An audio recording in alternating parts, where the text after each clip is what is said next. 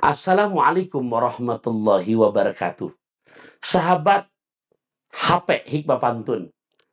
Jadi dari Pondok Kelapa ke Palmerah. Kita jangan lupa ada kajian khusus jejak-jejak sejarah. Kali ini saya akan bercerita satu hadis Nabi yang dimana Nabi menyebutkan dunia ini diperuntukkan untuk 4 golongan. Jadi ntar kita lihat diri kita masuk nominasi yang mana. Karena kita masih di dunia. Ini perlu menjadi barometer. Yang dimana Nabi di saat menceritakan sama para sahabat, innamad dunya li'arbaati nafarin. Dunia ini diperuntukkan untuk 4 kelompok manusia. Siapa mereka? Yuk kita lihat. Kemalimping, ada lewat Serang, disediakan makan kuputu, pasang kuping biar terang. Saya sebutkan satu persatu. Abdin razaqahullahu ta'ala malan wa ilman.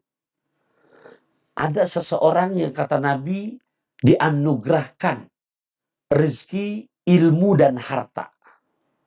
Jadi ilmunya luas, ngerti agama, dan juga Allah anugerahkan harta. Tapi akhlaknya 3 nggak dia lupakan. 1, yattaqi fihi rabbah. Dengan harta yang Allah amanahkan kepadanya, dengan ilmu yang Allah titipkan kepadanya, makin menambah ketakwaannya kepada Allah. Wa yasilu fihi rahimah, dia juga nyambungin silaturahim ke sono kemari, ke keluarga, ke saudara, ke besti. Kemudian yang ketiga, wa ya'lamu lillahi fihi haqqan, dan dia paham, dia tahu pada harta yang ada pada dirinya ada hak-hak yang mesti dikeluarkan.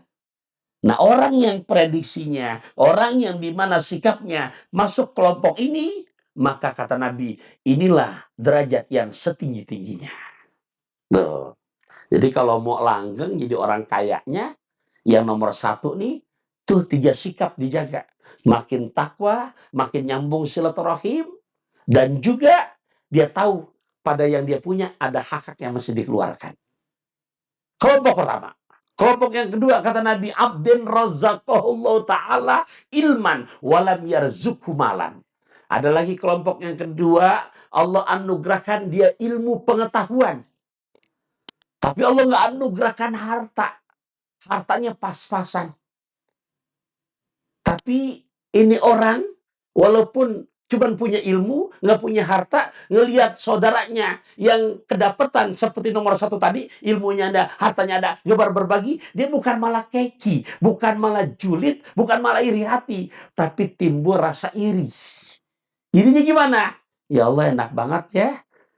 Saudara saya tuh udah orang berilmu, hartanya punya, nggak pelit buat berbagi. Lantas dia iri ini, iri buat kebaikan. Ngucap, ya Allah, kalau saya kayak dia ya Allah, nggak cuma punya ilmu doang, punya harta, saya pasti akan begitu ya Allah. Nah ini orang yang kedua kan Nabi, walaupun nggak punya harta, tapi ilmu yang luas, hatinya lapang, ada rasa iri buat kebaikan. Ngeliat saudara yang pertama, maka nilai pahalanya sama dengan yang pertama. Itu kelompok yang kedua. Dan yang ketiga kata Nabi, abdin razaqahullahu ta'ala malan. Ada lagi seorang hamba yang dimana dianugerahkan harta. Walam yarzukhu ilman. Dan dia nggak dianugerahkan ilmu. Dia punya sikap bahwa yukhbitu fi malihi bi ghairi ilmin, dan dia menyalahgunakan pada harta yang Allah titipkan kepadanya tanpa berdasarkan ilmu. Mana sikapnya? Harta punya, ilmu nggak punya. Tapi mohon maaf, la yattaqi fihi rabbah.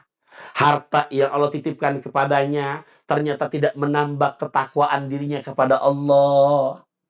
Wala yasilu fihi rahima, nggak menjadikan harta yang dititipkan kepadanya, karena orang terpandang punya harta itu silaturahim jadi putus. Karena pilih-pilih mau bergaul. Saya mau orang kaya, bergaul sama orang kamsona nggak level. Bukan level saya.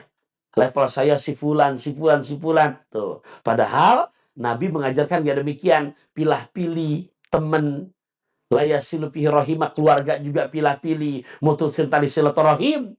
Dan juga yang ngeri lagi, wala ya'lamu lillahi fihi haqqan, dan dia nggak sadar itu pada harta yang pada dirinya ada hak-hak yang mesti dikeluarkan. Dia nggak keluarin sedekahnya, dia nggak keluarkan zakatnya. Maka yang begini kata Nabi, ya Allah, derajat yang celaka. Yang lebih parah lagi nomor 4. Ada lagi hamba Allah yang nggak dikasih anugerah ilmu, nggak kasih anugerah harta. Harta nggak punya, ilmu nggak punya. Naudzubillah min dzalik. Ini yang lebih seburuk-buruknya lagi. Kenapa? Karena ilmunya nggak punya, harta nggak punya, sikapnya belajar ogah. Naudzubillah min dzalik. Ini kalau bahasa kasarnya, kalau kata orang Betawi, kue cincin ganda studi. Sikapnya udah miskin, nggak tahu diri. Ya Allah, masukkan diri hamba paling tidak kalau nggak kelompok yang pertama, kelompok yang nomor 2 dalam menerima dunia yang sekarang kami masih tinggal di dunia ini. Bawa mangga dari Cisaat, semoga bermanfaat. Akhirul kalam, wassalamualaikum warahmatullahi wabarakatuh.